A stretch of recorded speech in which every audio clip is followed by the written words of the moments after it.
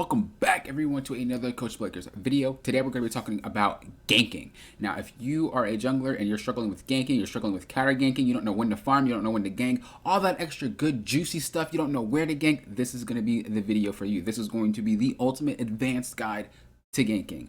Now I know you see Udyr, that does not mean I'm going to talk about Udyr. When I do beginners guides and then when I do advanced guides, they are role based. They are not champion based. So don't click out thinking, oh, it's an Udyr guide. It's not. I'm not even going to discuss Udyr. It's all about jungle. It's all about ganking. So strap in. Let's get started.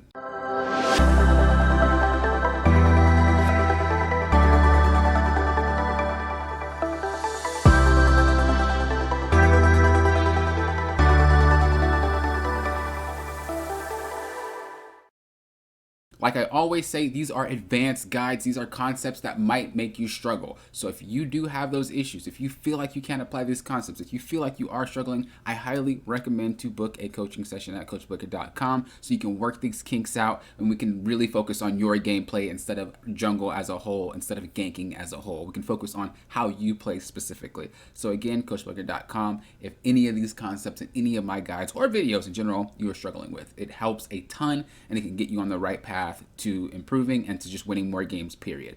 Let's get started. All right, before we get into the replay, I want to discuss what exactly a gank is. There are three types of ganks, all right? Most players know about two, but the third one most don't know about, and I think it's more of a high-level thing. So we're going to discuss all of them, and then we're going to go into the game. So the first gank is just a regular, good old gank. These are the ganks where someone's overextended, you pop out, you kill them, or you burn a summoner spell. There's other reasons to gank, but I'm not going to get that in detail. League of Legends is very, very complex. There's a lot more to the game that meets the eye, but I'm not going to go on a tangent and talk about all that in this video just because it's going to be very, very saturated with content, and I don't want that. I'll probably make a separate video. But the rule of thumb is as long as you get a kill or you can burn a summoner, the gank is more or less successful. The second type of gank is going to be a counter gank. Again, these are what people usually know about. This is where the enemy jungler shows up and you counter gank. You either show up to get kills or you show up to burn summoner spells, which is kind of the same as ganking. The last thing is you show up and you just prevent the gank as a whole. As an example, let's just say this is mid lane, their jungler's coming and I see them coming and then I'm there too. And then he's like, oh, I don't want to go anymore. And he leaves. That's a successful counter gank, regardless of the fact that nothing really happened. We prevented it from happening, okay? So there's two ways that ganking is successful usually, okay? It results in kills or it results in summoner spells, okay? So those are the reasons of why ganking would be successful. I'm sorry, my art is horrible.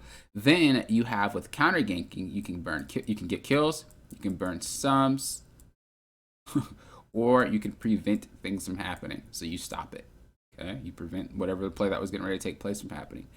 The last one that we have is called rotational ganks. And this is something a lot of players don't really talk about. And again, it's something that is very, very advanced. And you probably won't even hear about it until you're in higher elo or until you just kind of discover it yourself. So rotational ganks are things where you already realize it's going to happen, so you're going to get there on time. So again, there's going to be an example of this because it's kind of hard to really explain. But pretty much if I know a play is going to happen, or you know a play is going to happen, and it didn't happen yet. It's not even close to happening, but you can make your way to that area. So when the play takes off, you are good to go and you're there. That's a rotational gank. So the thing about rotational ganks is that you really just kind of have to predict things. So I'm not going to write P because I don't want to confuse you. Prevent. So K is kill, S is summoner spells, P is prevent. We're just going to say F. F for future. I don't know. That's weird. This is okay, these little names are on the fly. The types of ganks aren't on the fly, and what they do is not on the fly, but these abbreviations are on the fly. So you could just say future, future plays. I don't know. Look, work with me. So we have those three types of ganks. I'm gonna recap real quick so then we know that we got it and we'll hop into the game, okay? So regular ganks. That's when someone usually is overextended, and a successful gank is usually with a kill or a summoner spell burned, okay? Counter ganks. What they usually are where the enemy jungler shows up and then you show up. So the enemy jungler shows up and then you show up. And you get a kill, you burn summoners, or you prevent it from happening. So whatever play that was going to take place, by you showing up, it stopped. The last one here, which is rotational ganks. These are where you have to predict the future. You have to really see what's about to happen and adjust your play accordingly. Whether it be go there, whether it be run away, whatever you may do. League of Jungle is kind of like a chess game, and so rotational ganks, they are very hard to pull off. But if you can pull them off, I promise you, you'll realize how much more fed you are each game, and you'll realize how much easier it is to carry. I'm gonna show these examples though. I just want you guys to have that in mind. Okay, so you have ganking, counter ganking, rotational ganks. Boom, easy clap, bang bang. Next thing we want to think about is what side do we want to play to? As a jungler, you cannot play to both sides. It's impossible. It's impossible. It's impossible. Don't ever try to do it. What I usually break it down to, whether I'm coaching or someone's asking, let's just assume this is like the top side. I'm sorry. My art is horrible. And that's the bottom side. This is a Pokeball. Anyway, boom, right? We have top side and we have bot side. Basically, what you want to do is you want to spend 80% of your time on one side and 20% of your time on the other side. All right? I'm going to explain more of that later, maybe.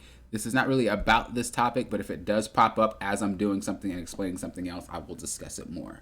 But pretty much you want to be able to spend most of your time on one side of the map. So as a jungler, you need to read the lane matchups and then decide.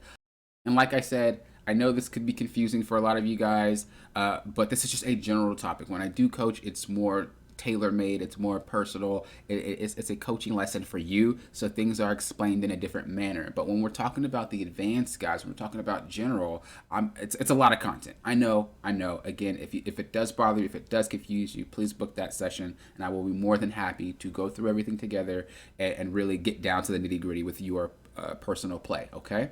So just kind of bear with me. I'm sorry. All right, so after we decide where we want to go and where we want to spend our time, then that's how we're going to path. So this game, I decided to path towards bottom, and I'm going to explain my thought process when it comes to these lanes. So as far as top goes, Victor should really never die. He shouldn't get close enough to die. If he dies, this dude is just having a hard time, period. He just should never die, so I'm not going to be up there. You could say, well, Darius is stronger than Victor. That is true, but it's a range into a melee. It's kind of awkward if Victor dies to that. He's probably going to get ganked, but it is what it is.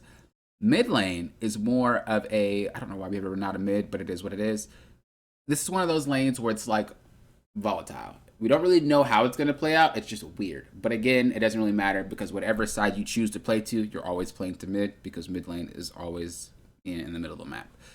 Bot lane is the lane that I decided to go to. There's two reasons. One, my bot lane is going to be extremely good, have them pressured under tower, and then that means that Volibear is going to try to come gank, in which case I want to counter gank, or my bot lane's going to have trouble because we know Samira is very active. We know she wants to fight a lot. So I want to be in that vicinity just in case that Samira is really, really good. I can gank when she decides to go in.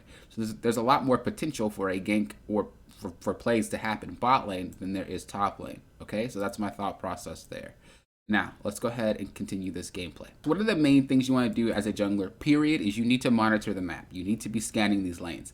A really good tip that I like to say, and a lot of players don't really tell you this, or a lot of coaches, or a lot of content creators, you only need to pay attention to the side you are on. So if I'm bot side, I realistically don't have to look top, because I can't run up there. That's too far. I personally still look at it, and a lot of high elo players will probably look all over the map just because we're used to it. We're used to constantly panning everywhere. But if you're just getting used to panning and you're not really sure what you should be looking at all times, it's way easier to just focus on whatever side you're on. And then once you get better at it, branch out. So upon looking at these lanes, let me go ahead and tell you what I seen. So this is what I seen. I'm going to explain exactly what I looked at in a split second. Boom. All right, so what I noticed in those few seconds that I looked at it was the fact that our bot lane is shoving. So two things are going to happen. One, Samira is going to roll up on those waves because they're forced to overextend, and then she can kill. Two, Volibear is going to gank. It's not going to happen because he's pathing up, so he's probably not going to go for a gank, but it's possible. I don't want to rule it out. And then the third thing that we thought about was mid lane. So let's take a peek there. We noticed that Renata shoved under tower. There's not really a fight that could take place. I don't really want to gank that right now because I know Renata, her Q can't go through minions, or is it her E? I think it's her Q. Yeah, it's her Q. Her Q can't go through minions. So her Q is basically a blitzcrank hook. Let me just think of it that way. It's a skill shot that can't go through minions. So me knowing this, if I ganked her with minions in front of her, it's very hard for me to pull off that gank because she can't help me. So think about things like that. Again, this is advanced, I know, but that's something huge to think about. So my plays are limited. So instead of 3 plays, there's 2 plays to be made right now at this moment. So I'm going to be looking towards bot lane just to see.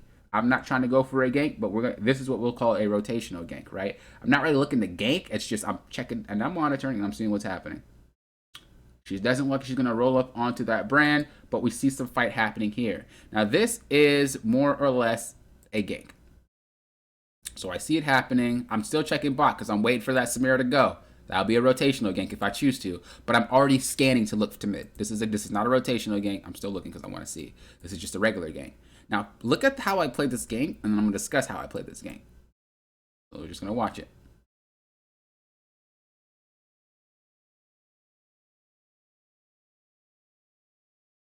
All right. And so upon looking at how that played out, I want you guys to take note of a few things here. The first thing I want you to take note of is the patience that I had. I'm not running out into that lane.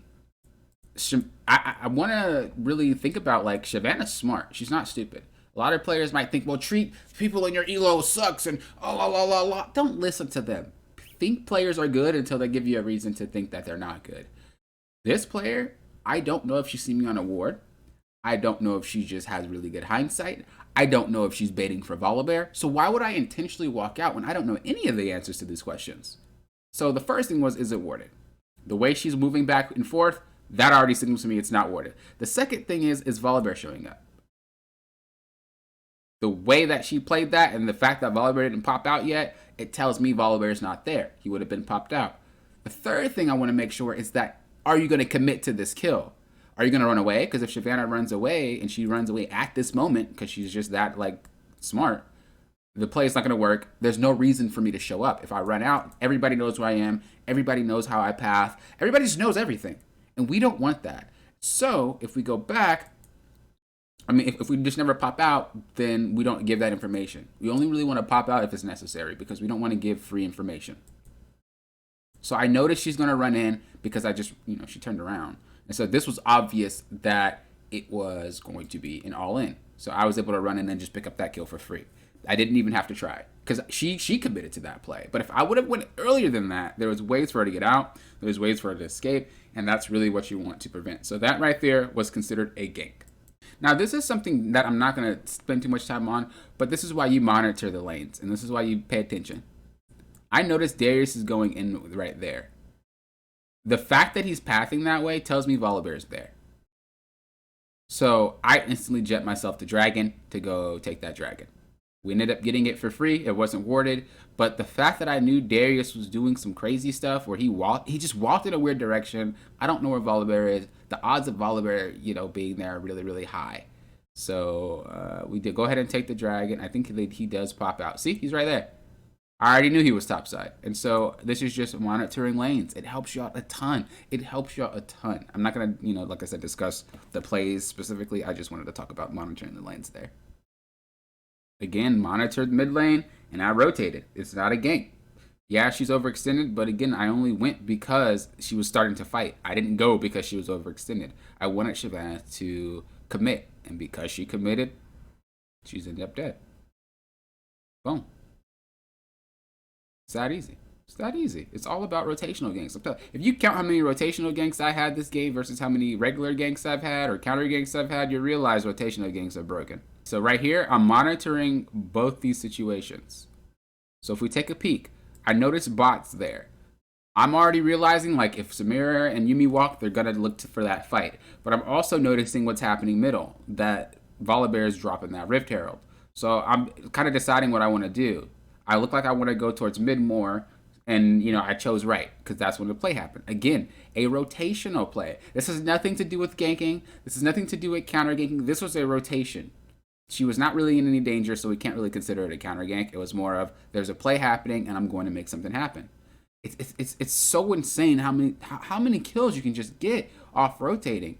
And it's not an Udyr thing, all right? It's not being an assassin thing. It's not being a bruiser. It's not being a fed champion, whatever. Any jungler can do it. Rotational ganks are so free. The higher elo you get, the less the rotational ganks happen because players pay attention to you. But the lower elo you are, the more you got. So rotational ganks are huge. You just have to monitor the map. We look towards middle, And it's the same thing, a rotational gank. Just monitoring things is how we get free kills and free shutdowns. That's it. This is a rotational gank. I already knew she was going to fly in, and as soon as I looked and monitored it, I realized she flew in.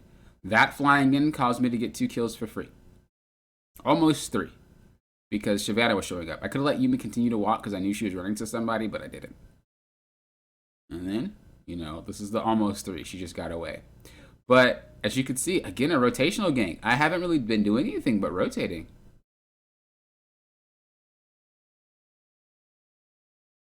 Again, monitoring the situations. I'm rotating. I don't think we get kills here. But it's the same. Oh, yeah, we do. But it's the same thing. All I'm doing is rotating to people just doing things. It's all about rotational ganks. And your job as a jungler is the exact same as it is after laning phase. It's the exact same. You go there to rotate. You go there to gank. You go there to counter gank. It's just on a larger scale with more champions. But it's the same exact thing.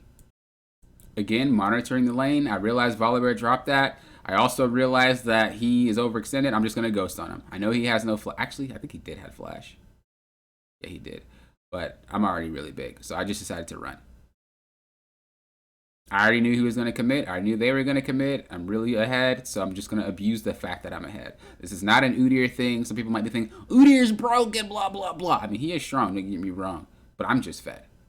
I'm 10 kills up. So it has nothing to do with Udyr. Has to do with me just being fed because I got fed off of players, doing things they shouldn't be doing and just rotating to it. That's all it is. Just rotations, rotations, rotations. Again, like I said, you're still doing the same thing mid to late game. You're still being a jungler. You're still looking for ganks. You're still looking for counter ganks. You're still looking for rotational ganks. The only difference is it's on a larger scale. So there's more champions to deal with. Also, the other difference is you want to pay more attention to can you do it or not. This is the time where players will start throwing because they're not really sure if they're able to counter gank, if they're able to gank, if they're able to rotational gank. They're not sure about that, yes or no. When you're playing early game, ganking, just all the ganks in general, they're very easy to say yes or no to. But when there's a whole bunch of things happening mid to late game, it's a lot harder, and the wrong decision could throw you the lead. So you have to be a little bit more aware about what you're choosing to rotate to when you are playing mid to late game and you're playing jungle. When you're looking for these ganks, when you're looking for these rotations and things like that. It's just I can't say it enough. Rotational ganks are just so freaking broken. It's insane. Again, if you have any problems like applying these concepts to your gameplay, if you have any problems just understanding what I'm talking about in general, again, I highly recommend that you book a coaching session. We can go through it. It makes it a lot easier to digest, and it makes it a lot easier to understand, and it makes it a lot easier to apply. So if you do struggle with that, if you feel like it's not working, if you feel like you can't, I'm telling you. I'm only saying this because, again, I don't usually explain things with this much content, with this much saturation. So before we conclude, I just do want to go over the types of ganks one more time. So we have regular ganks, right? This is the ganks where it's just normal. They're overextended. You go for the gank because they're free. They're low, whatever. A successful gank is usually going to be a summoner spell or a kill, okay? When we're thinking about counter ganks, that's the next one. A successful counter gank usually is going to be a summoner spell, a kill, or you're preventing it from happening. These ganks are usually just when it's not even usually. These ganks are when the enemy jungler shows up and then you show up right after the enemy jungler. Whether they get the summoner spell to kill them or to just prevent it from happening and making them run away. The last one here is rotational ganks. These ganks are windowed based. All right, it's based off of what is about to happen and how long you have to get there. These, you have to see the future. You have to really start predicting what's about to happen. Once you do that, and once you get really good at that, you'll realize how many kills you'll get from this rotational gank. Rotational ganks are so broken. It's so broken. The thing is, though, it's hard to spot. And like I said, the higher elo you go, the harder it is to spot them because they're not happening that often. So I hope this helped. Again, book that session if you have those issues. Thank you guys for watching. Look out for more advanced guides. Make sure you subscribe so that way you're notified for more if you want to see more. And then, of course, thumbs up if you did enjoy the content.